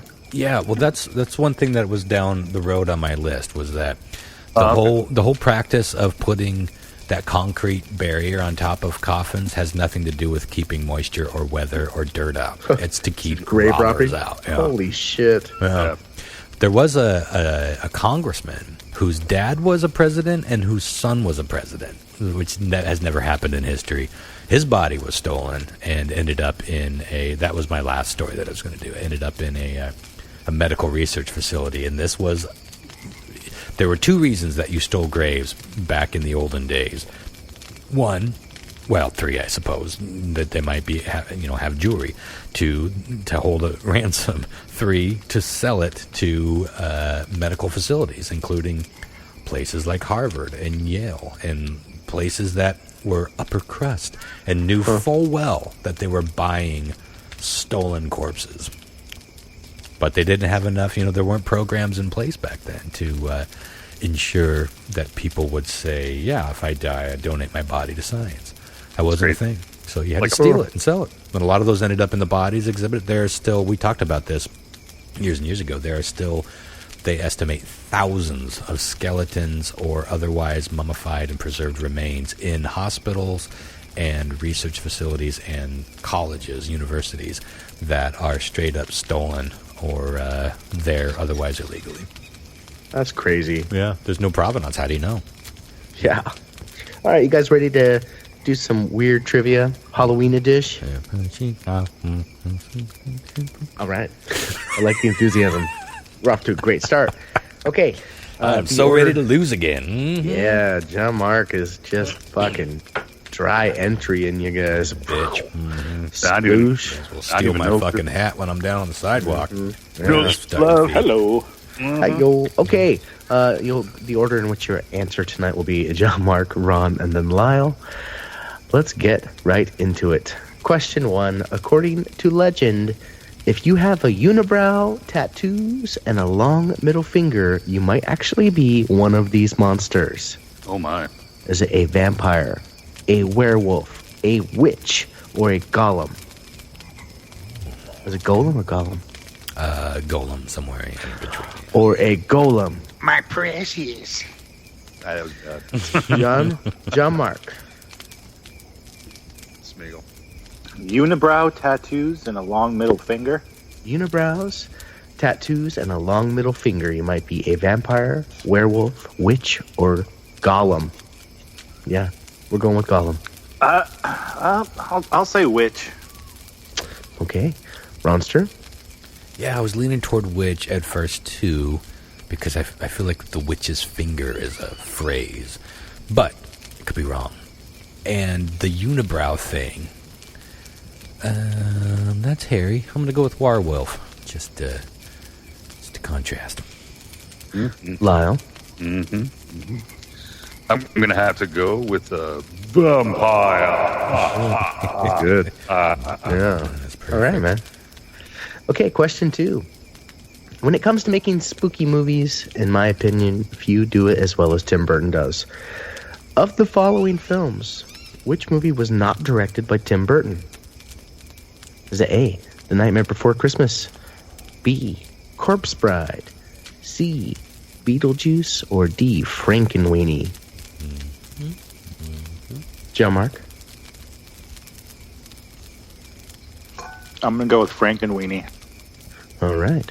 Ronster? Nightmare Before Christmas. Okay, Lionel. I have a Franken. All right. Let's see what you did there. Okay, question 3. What was the very first novel that Stephen King wrote? I'm gonna say wrote. I mean, like was published. How's that? Yeah. I'm sure he wrote short stories and stuff still prior. Okay. I'm going to make you go last then. I'm going to make you go last. Now you're bragging, so you don't give it away. Is it A, Cujo, B, Salem's Lot, C, The Shining, or D, Carrie? John Mark? It's a tough one. That's a really tough one. I'm gonna go with Carrie. Okay. Lyle? I kind of want to go with Cujo, believe it or not. Okay. It's really killing me because I don't know which one it is. I've got a whole bookshelf of Stephen King, too. Ronster? I'm 99% sure it's Carrie. Okay. Question 4. The Ouija board was invented in 1890. William Folt, its creator, struggled to name the board, but ended up settling on the moniker Ouija. Spelled Awaja. Because of this. How did he come up with the name? Was it A? It came to him in a dream. In a dream. Is it B? It was spelled out to him by the board. No. By the board. What would you like to be named? Really? Why? Was it C? Ouija? Or was it C? After taking, he decided to name it Ouija after taking the term from an Egyptian book of the dead. From an Egyptian book of the dead. That's like the perfect Star Trek reverb. He named it Ouija after learning it was the French expression for fooled you. Fooled you. John Mark. One more time. Brief recap. It came to him in a dream. It was spelled out to him by the board itself. After taking the term from the Egyptian book of death, or after learning the French expression for fooled you, which was Ouija. If you made up B, I'm going to say the Egyptian... Oh, shit, man. I'm going to say the Egyptian Book of the Dead. Okay. Ronster? Fuck. Like I was That's saying. Wrong. I know it's wrong. If you made up B, it's my favorite made-up answer of yours in a long time. I love the idea of it spelling out its own name. Like, this is my name, motherfucker. Yeah. And it's such a nonsense name. Like, it's such a bullshit-sounding name that I like that it's... Like, it could have easily been the Easical board. All right. Lyle? I like it because it sounds really good when I say, it came from a dream. All right. Question 5. According to long-standing superstition, what will happen to you if you point at a grave? Is it A, your finger will rot off? I'm sorry, was that your finger? Did I say finger? Your finger will rot off. What will happen to your scrotum? Oh, no. Shut up, sidewalk boy. This is why I didn't want to tell a story. We all have bad stories, you know. Oh, I'm the only one that has to get him shoved back in his face for all of eternity. It's just so weird and funny. Oh, is it B? You will be the next to die. Is it C? The ghost of the person buried there may haunt you. Or is it D? You may get struck by lightning. What will happen if you point at a grave? According to a very long-standing superstition. John Mark. A was your finger rotting off? Yep. Scrotum. Finger. Let's do that one. Okay. Ronster. Yeah, I'd like that one, but I'm going to go with you get struck by lightning. Okay. It's like nature's finger, or nature's finger. Yeah, nature's lightning rod. Why, that's nature's finger. Nature's shocker. Mm-hmm. Also plays in the Nature's Finger all the time. Shut up, sidewalk boy. Fuck you. Sidewalk boy. Wow. Can I get a recap on that? Yeah, man. Let's see. According to long-standing superstition, what will happen to you if you point at a grave? Is it your finger? Wow, it just can't say it. Your finger will rot off. Fingal. Confirmed. Confirmed fingal. Is it you'll be the next to die? The ghost of the grave you're pointing at will haunt you, or lightning may strike you. I think you're probably more likely to have the ghost haunt you. Okay. Question 6. The flag of Sicily was adopted in 1282 and features this legendary monster on it. Is it a vampire, a minotaur, a sphinx, or a Medusa? John Mark. I'm going to go with Medusa. Ronster. The Sphinx. Lyle. 100% sphincter. Never want to go 100% sphincter. Come on. The stinks. Just a knock. First knock. Ron went 100% Sphincter. sphincter on his first blowjob experience, if you remember correctly. Blunking? You want to see some ancient disgrace? Question 7. You want to do an archaeological dig in my sphincter? Okay.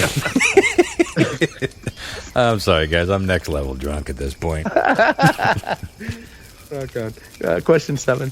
In the first 2 credits of the Halloween movies, Michael Myers isn't actually credited as Michael Myers, but instead takes on this moniker, which is still used today by fans of the movies. What is he labeled as in the credits? Too. I'm such a horror geek. I'm excited to answer this. Putting you at the end there, motherfucker. I'm glad you said something. I knew this one as well. Okay, what is it? Is it A, the stab? Oh, God, here comes the stab. Rubber Sorry, face. I ruined that one, I guess, for everybody. I'll try not to laugh out loud at all the made-up ones. The stab.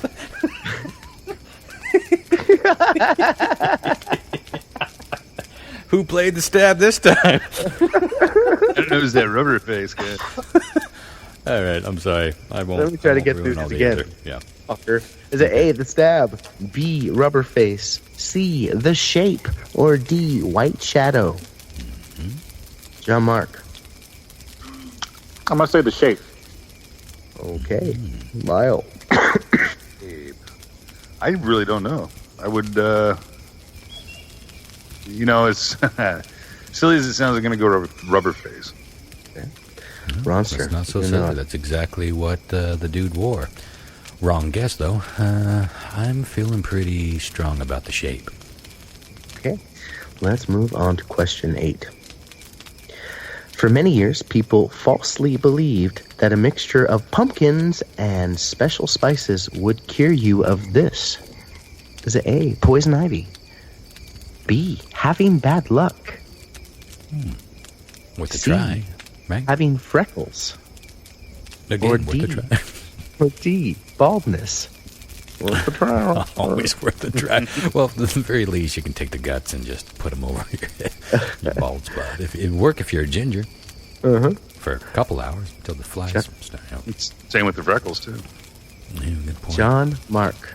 I'm going to go with E, having any money in your wallet. That might do that as well. No, I'm going to go with freckles. Okay, Monster. Baldness speaks to me. I believe that out of all of those quote-unquote ailments or setbacks, that one, I know how important that is to certain people at a certain age to fix. Okay. I'm going to go with that one. We'll try anything. Lyle. Ladies and gentlemen, just in, I think it's freckles. That's a good, it's not Robbie the Robot, it's the other robot. The bobble-headed booby from Lost in Space. What's its name? The B9? Robot. It's called His the B9. name's Robot. They call him Robot? Yeah. I think his official name is the B9, but... It's got something, yeah, but he just call it Robot. Yeah. Warning. Okay. Question 9. What was the longest running supernatural themed sitcom of the 60s? Longest running. Was it A, Bewitched? What did you say? I know this. Fuck off. Is it B, The Addams Family? C, I Dream of Jeannie, or D, The Munsters? John Mark.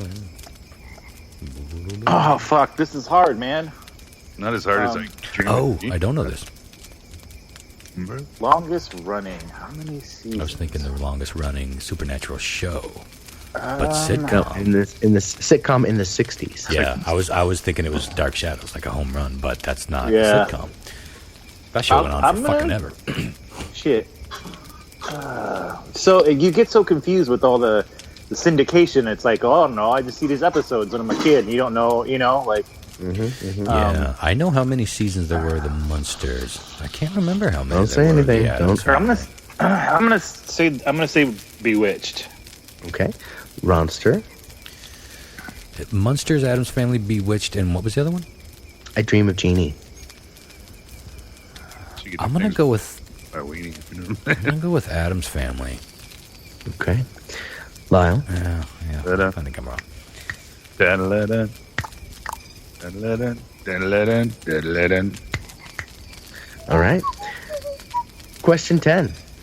I'm on Team Munsters, by the way. I do love the Addams Family. We've talked about Yeah, this I'm going to before. have to with, I didn't make fucking love the Munsters. actually. There were only 2 seasons of the Munsters, though. I think I Dream of Jeannie actually probably was out longer. It's weird you think about old shows like that because we see them embedded and played over and over and over in our heads. It's like Star Wars. They went on forever. Star Wars, but Star Trek. Star Trek wasn't even very. 3 seasons. The original series, 3 seasons. Isn't that nuts? So same with Gilligan's Island. I'm going to go with I Dream of Jeannie. But the Munsters, even though the Munsters had 2 seasons, there's like 60 episodes in each season. So it was a different thing. We do have like 150 episodes of a lot of these shows, even though they're only around a couple of seasons. So it's kind of misleading. Okay, I think Ron's going to know this one as well, so I'm going to make him go last, just not to spoil it. But I may be wrong, because I think I do believe we did an episode on this many years ago, and it may still be in the back of his brain here. But question 10. According to historical record, how many witches were actually burned at the stake during the Salem witch trials? How many actually burned? Is it A, 0, B, 5, C, 17, or 40? How many did they burn? John Mark. I'm going to say 0. Ronster. I feel like it's 0. Lyle. I feel like if it floats, it's a duck. So, how many? How many? What was the joke? I mean, that's a fair call. Really? If it floats, it's a duck. What was the bread, grape, cider? Did you know he got knighted? Ridiculous scene in film history. Fucking love that movie. And the guy from Monty Python got knighted. I saw that. My first, whoever posted it, I posted, knee. It's like, bitch, please, that guy's been a knight for 50 years. Well, what was the questions, answers, quick answers? 0, 5, 17, or 40? 5. All right, let's go over the answers, see how you guys did. Actually, let me do a quick tally. There's 10 here, so I can really make sure I got my scores proper. Boop, boop, boop, here. Boop. Good quiz. It was fun. Yeah, it wasn't bad. I feel like I got a pretty good shot at this one, but I'm also devastatingly drunk. All right, let me just double check this. You know what's fun with reverb is singing Pink Floyd. Hello, hello. Hello, hello. Is there anybody in there? Okay, we have a winner. It's a close one, though, let me tell you. Question 1. Ding, ding, ding. We have a winner. We have a winner. According to legend, if you have a unibrow, tattoos, and a long middle finger, there we go again. There's his charm. I can't say it. You don't get to call me sidewalk boy no more. Yes, I do. Forevermore, I do. Fine. But I'm going to give you the middle finger every time. That's fine. You do that from the sidewalk as I walk away with your fucking hat. You better turn around and see my middle finger. It's broken. According to legend, if you have a unibrow, tattoos, and a long middle finger, you might actually be a werewolf. Oh, shit. Oh, what? Ronster got that off right. Total He's off to a guess. good start there. Total He got that off Shut right. the front door. Yeah. Question 2. When it comes to making spooky movies, in my opinion, few do it better than Tim Burton does. Of the following films, though, which one was not directed by Tim Burton? The choices were A Nightmare Before Christmas, Corpse Bride, Beetlejuice, and Frankenweenie. And the only one he didn't direct from that list was A Nightmare Before Christmas. What? Yeah, He wrote it. Henry. He produced it. He was involved in it, but he didn't direct it. It was the same guy that directed James and the Giant Peach. I'm spacing his name. I think it's Henry something. But. Ronster got that correct as well, which means he's 2 in a row. Question 3. The very first novel that Stephen King ever wrote that was published was Carrie. Yeah. And the story behind that is fucking great. John, Mark, and Ron got that correct for a point of pop. Ronster is still 3 for 3 now. He wrote that while, if I'm not mistaken, I believe the story goes, he wrote that while he was a English teacher in high school. And it's a story about, a large part of that story is a teenage girl going through puberty, basically, at high school. And he felt he had no business writing about a teenage girl going through puberty. So he finished it. He threw it in the fucking trash. Yeah. Said, I don't want this to go anywhere. And his wife dug it out and made him publish it. Yeah, that's accurate. Stephen King wrote an autobiography / writing instructional book, whatever called, on writing. I highly recommend it, but get the audiobook version. It's the only audiobook where Stephen King reads his own shit that I recommend, because he's terrible at reading his fiction, but really, really good at reading this. And he tells a story about it. They were shit broke, and then he got the call eventually that he'd been picked up by a publisher, and it was for like $450,000 or something. And he was like, I'm sorry, did you say 40,000? And they're like, no, 450,000. And he sat down. He's like all alone in his apartment. He's like, I need you to say it one more time. And his wife was like out getting groceries. This, of course, was before cell phones. And it was like there's no one around. It's like he had the greatest news on planet Earth, and there's no one to tell. So he just like paced nervously at his house until his wife got home. But yeah, it's nuts. He tossed it away. All right, question 4.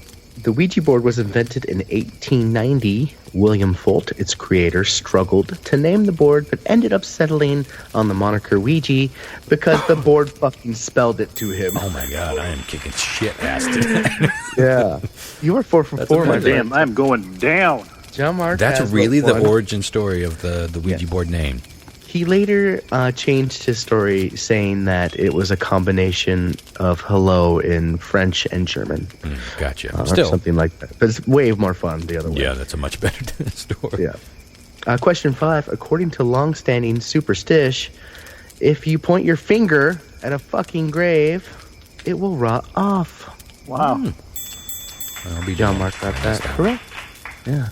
So let's see, Ron, you have 1, 2, 3, 4. John Mark has 2 at this point.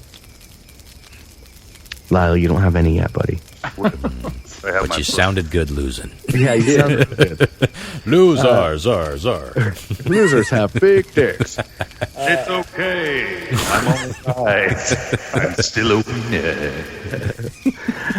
Question 5, according to... I just did that one. Apologies. Question 6, the flag of Sicily was adopted in 1282 and features a motherfucking Medusa on it. Yeah, damn it.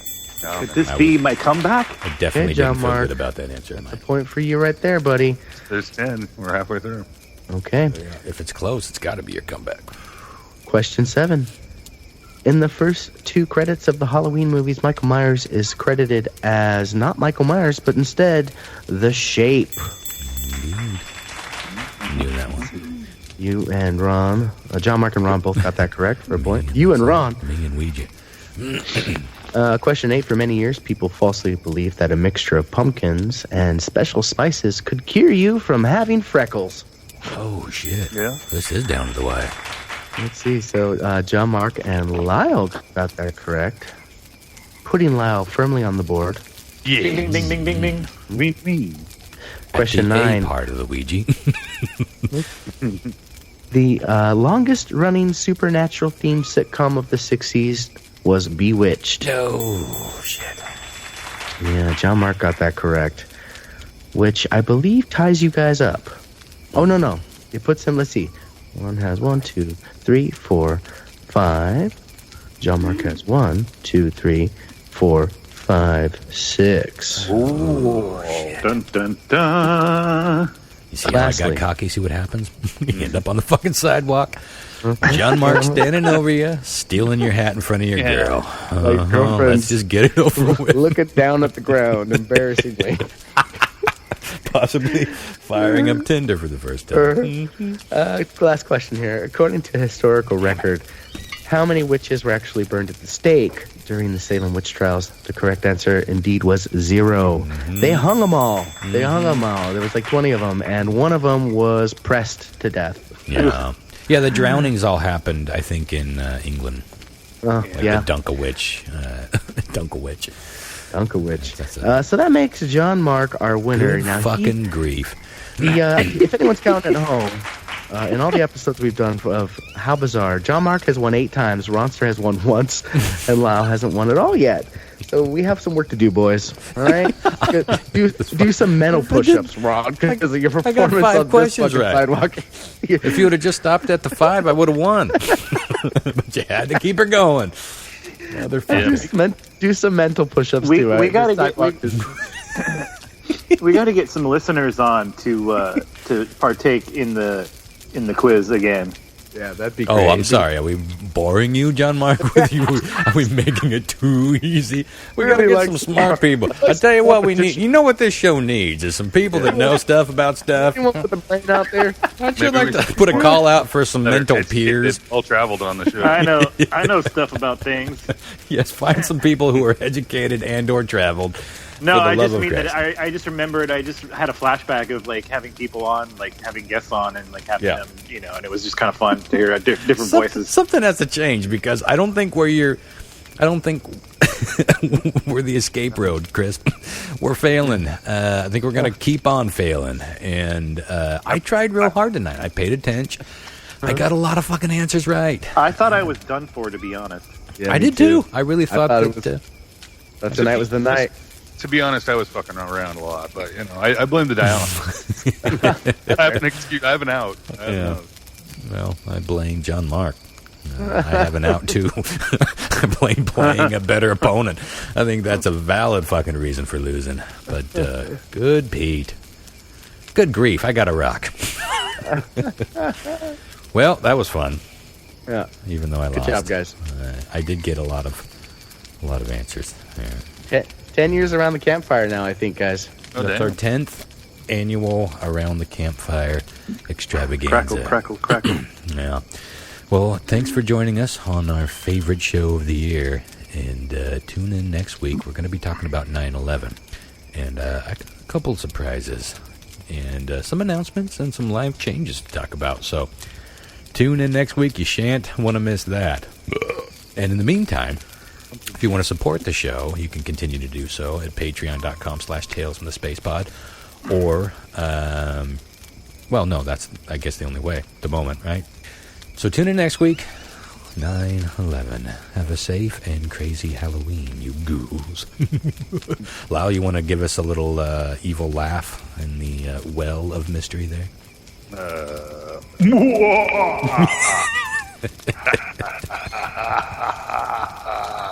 Oh, it's perfect. Beautiful. It is Finger. perfect. Fingo. Finger. Yeah, can you give it a little echo to Chris? Fingo, go.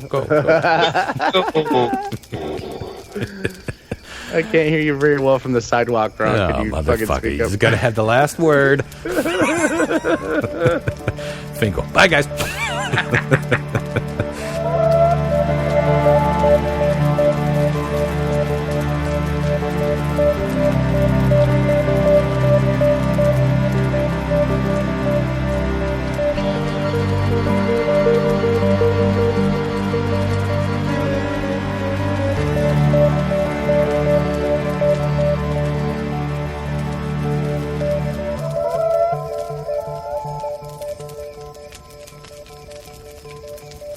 Well, that's classic Ron, right? Right, baby?